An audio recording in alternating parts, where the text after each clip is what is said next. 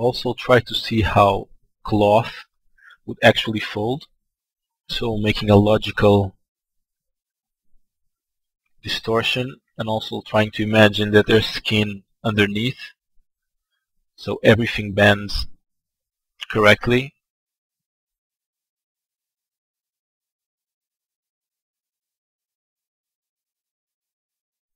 It's always good to have different brushes and not keeping the same brush to do all the different folds. Just as we worked on the head, trying different approaches will allow you to create some diversity, and you won't get a prefab feeling or a very Zbrush feeling to your work. I personally prefer a square brush, a very thin one, and sometimes one that carves a lot. And in this case, the flat brush sometimes, like I said on the face tutorial.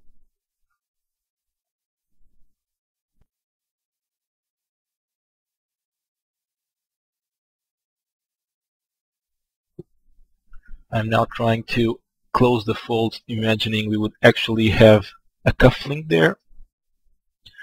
You can always import the cufflinks you did on Macs if it helps you to have an idea of how they will actually fit. Also, there's the button on the top part of the sleeve, so we also have to take that into account. And always work on the silhouette and see how it will look from different angles.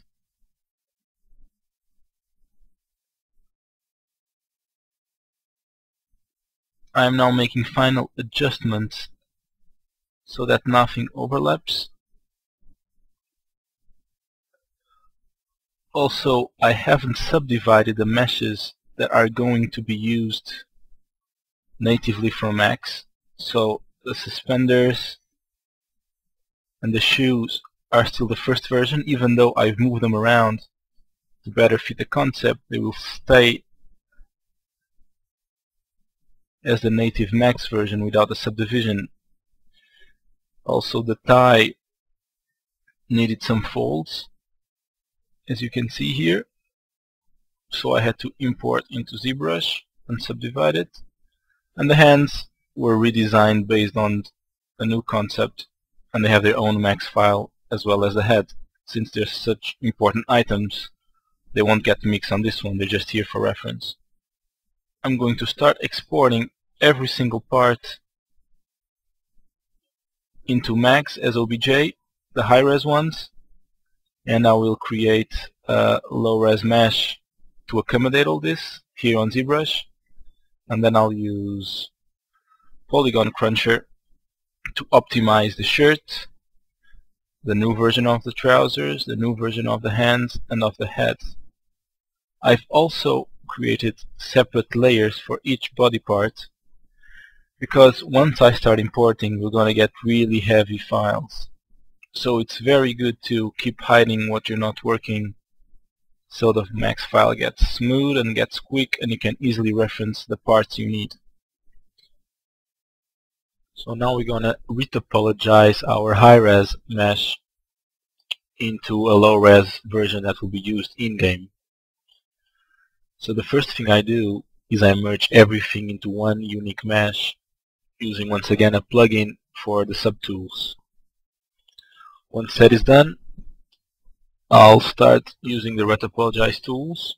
I drop the new mesh into the canvas, I'll turn on symmetry, and I'll start sculpting. So now it's important to pay attention to the topology. This topology is going to be used for animation, so we have to take into account how the mesh is going to bend, how it will move. We have to take into account the silhouette, so we need to have enough geometry so we have always an interesting and rich silhouette. And also, since we have the high res while we're working, we can see where are the crucial points where we should be putting geometry. So for the legs, I tried to keep what we had before, which was 8 loops. So we have 2 in the front, 2 in the back, and 2 on the outside and 2 on the inside. Also, I'm working in parts, so I first do the bottom of the legs, then the hip area, and then I'll connect both because we'll need a double loop there to help when the character is bending the legs. Also, this is the base geometry we'll use for the low poly, so it's not worth going into very small details, especially when I start to retopologize the feet, since the accuracy in Zbrush is not that good and it's much easier to do it in Studio Max. Also, I've made more loops on the top of the torso than the bottom, since it's a bigger area and it will connect with the main torso. So by separating, it's much easier for me to think on how to make the loops to connect the two areas. So each one has its own individual properties, and now I just have to find a way to keep them together and working together as a solid mesh.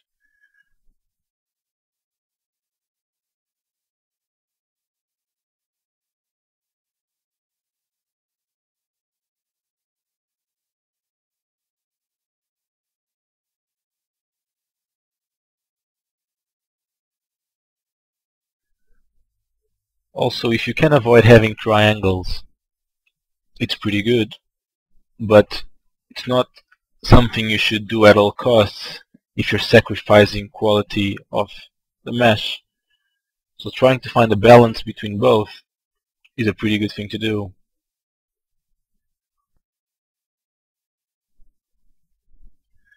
Going for the torso, this is much more bulkier than an average character because he's such a large guy. So I'll probably need to create more loops to compensate for those areas.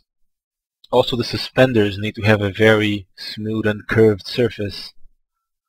So on the arms I've decided to have 10 loops instead of just 8 like the legs. So we'll have 3 on the outside, 3 on the inside, and then 2 in the front and the back. This should allow for a much nicer curve for animation and on the general look of the character. Also, later on, once we start to polish the final low poly, we'll probably have to put even more loops to get the silhouette to look always smooth, which means like localized detail on specific areas. But that's something we don't have to worry about now, since this is a modular process, so we'll keep reworking the low poly as much as we need while we texture as we go, and to compensate for any needs we might have throughout the process. Also notice how we finally have some breathing room under the arms, which was very crucial for animation and for us to be able to work on the model. Always try to avoid having any areas that condense too much stuff.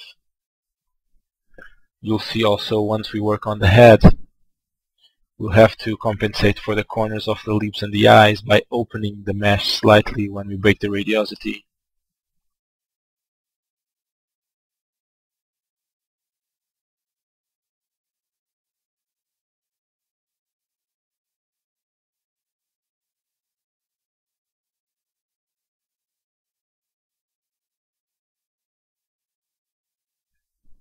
And now we start to work on the connection between the upper torso and the legs.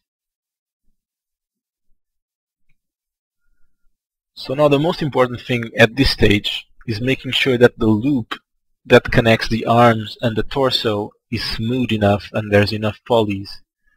As you can see, the area below the armpit, there's quite a big gap there that needs to be taken care of. So adding extra loops is something that might be required later on if this is not smooth enough.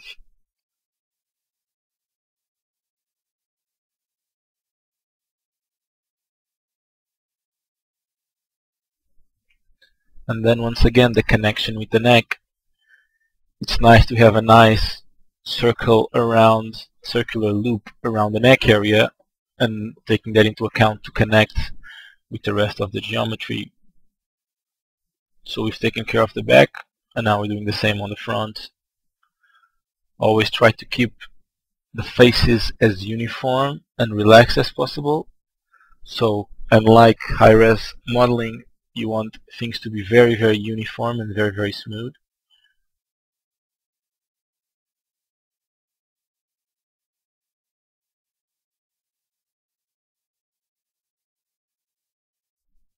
The feet, we have to take into account the area where the toes are going to bend, so we'll need some extra loops there.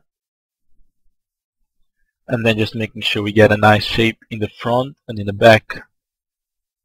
Once again, here I'll do quite a quick low-res one, which later on will probably need more loops in the front to compensate and have a very, very smooth curve. Also, it's quite important to know that areas that you won't be looking at while you're playing the game are not very relevant. So if you're working on a third-person shooter, the back of the main character ends up being more important than the front. On our game, it's hard to say what will be relevant. I think the front will be much more important than the back, but also the feet will always be less relevant than the torso. So we can save geometry there if we need to, and we can also save on texture size. Once we're done, we'll just export this low poly into max and start to work on it to create the textures. Also, it's important to know that the Z spheres have some problem with scaling. So once you finish your mesh and you make the adaptive skin, do not export immediately into max. Always import that specific skin back into the original tool that you had, like I'm doing right now, so the scaling gets right, and then put it back into max, and you should get a perfect scale. So now we're ready to divide the mesh. UV map every single part. Start exporting the high res into max and start to work on the textures.